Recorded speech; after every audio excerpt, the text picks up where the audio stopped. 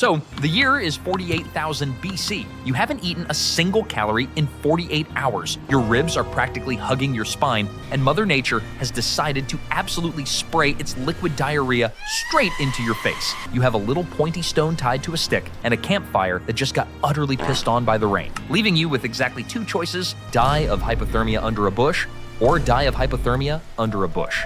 This is how ancient humans survived during endless rain, and how a simple change in the weather accidentally curated the invention of human culture. So against every single law of probability, you don't die, because you possess the single most dangerous and overpowered biological weapon on the planet: a slightly above average sized brain. But how exactly does your slightly larger brain stop a flash flood when your entire concept of shelter is just not being outside? Because look, rain today is cozy, wrapping yourself up like a human burrito, while some poor delivery guy named Erwin risks hydroplaning his moped just to bring you a slightly lukewarm order of chicken pad thai. Rain 48,000 years ago, though, could end your life in 3 different ways. Firstly, the temperature drops rapidly, your core and hands shut down, and your only assets to grip a torch or a spear become useless. Fantastic. Secondly, the valleys turn into instant mud-choked drowning traps. You don't just get wet, you get buried in a sliding, suffocating slurry that can swallow a camp in minutes. And arguably the worst part, every apex predator in a 10-mile radius is feeling the exact same panic. And if they see you, well, you're pretty much dead. But against all odds, you survive. And the reason you do isn't just because you were lucky, it's because of one single strange choice you made. One that completely defied what scientists thought we were even capable of doing. So, you and your tribe are now stuck in a cave for God knows how long. Naturally, you decide to start a fire, but how do you stop a dark hole in the dirt from becoming a smoky grave? You had to get smart about how the air moved. You learned to work with the wind by placing your fire in just the right spot near the entrance, turning the whole space into a natural chimney that kept the air clean and the heat trapped. A team at the University of Cantabria recently showed that by choosing these specific spots, humans weren't just hunkering down. They were actively selecting locations to manage airflow, shifting how we thought about our environment and proving that our ancestors were planning their survival with a level of foresight we rarely give them credit for. But you see, being trapped inside a dark, damp cave for weeks on end can do things to your mind. Once you've figured out how to keep the smoke out of your eyes, dried out your mammoth bacon, and realized you aren't going to freeze to death today, an even more horrific problem arises: absolute mind-numbing boredom. You can only stare at a wet stone wall for so many hours before you start contemplating whether anyone would notice if you quietly pushed the guy who breathes too loudly into the fire. And believe it or not, this forced confinement coincidentally turned these caves into the world's very first research and development labs. Instead of just sitting around waiting for the sky to clear, you went to absolute work inventing things. These are the origins of the sudden appearance of ultra-fine bone needles, tailored clothing, complex multi-part tools, and high-strength cordage. You took raw materials and engineered the gear that allowed you to colonize the planet. You took stones and ground them down for hours just to make the perfect edge, passing the time by perfecting things you normally wouldn't have the luxury to focus on while hunting. But what came next was something truly remarkable.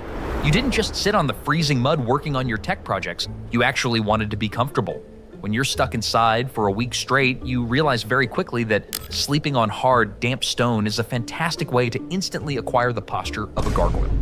At Sibudu Cave in South Africa, archaeologists discovered the remains of plant bedding that is roughly 77,000 years old. And what did you actually sleep on?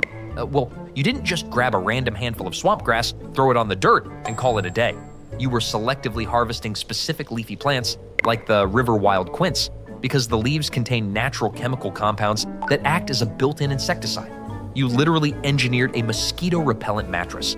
When the bedding got old or dirty, you would just burn the entire layer to sanitize the floor and lay down a fresh, aromatic layer, effectively turning a miserable, wet hole in the dirt into a functional home base.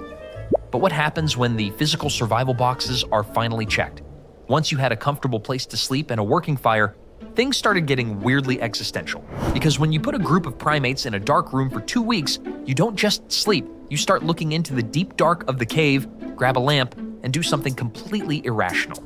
You push past the final sliver of warmth from your fire and force your body directly into the mouth of the abyss. Because with nothing left to hunt and nothing left to build, your oversized noggin has begun to violently self-activate. So naturally, to stop from going completely insane, you don't look for water, you don't scout for bears, you do something completely unimaginable. You dip your fingers into a mixture of crushed charcoal and blood, and you start to paint. Which, from a pure evolutionary standpoint, is entirely insane. You are actively wasting your remaining calories and burning precious fuel just to smear red clay onto a rock face that nobody else might ever see. But when you sit back in the pitch black, the flickering, dancing flame of your lamp makes the legs of those painted bison and running horses look like they are actively sprinting across the stone. And you aren't just making graffiti. For the first time in human history, you are constructing one of the very first depictions of human culture. When you step back from the wall, charcoal still smudging your fingertips, your tribe gathers around, and something monumental happens. They don't just see random lines of clay, they see the exact same running horse that you do. In that instant, the final piece of the human puzzle clicks into place. You didn't just survive the storm, you used the absolute misery of that rock hole to invent the seeds of mythology, language, and art. You walked out of that cave a little more like the humans we recognize today. But as it turns out, surviving the relentless sky assault wasn't your biggest achievement, because thousands of years later, scientists digging through the mud beneath your feet uncovered a single, terrifying detail, one that changes everything we thought we knew about how you actually managed to escape that cave alive. So when archaeologists finally brushed away the final layers of clay, they didn't just find standard bones or generic tools, they found something that completely shifts how we look at our history. They discovered that we weren't the only players on the board. We always assumed we were the sole geniuses of the era, but the evidence points to a different story.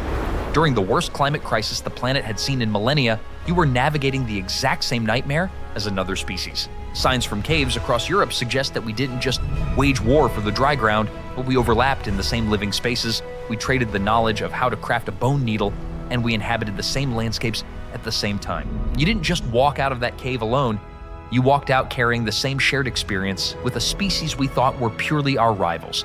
It was the Neanderthals, and they were there alongside us as we navigated the birth of our survival and the creation of the first sign of humanity.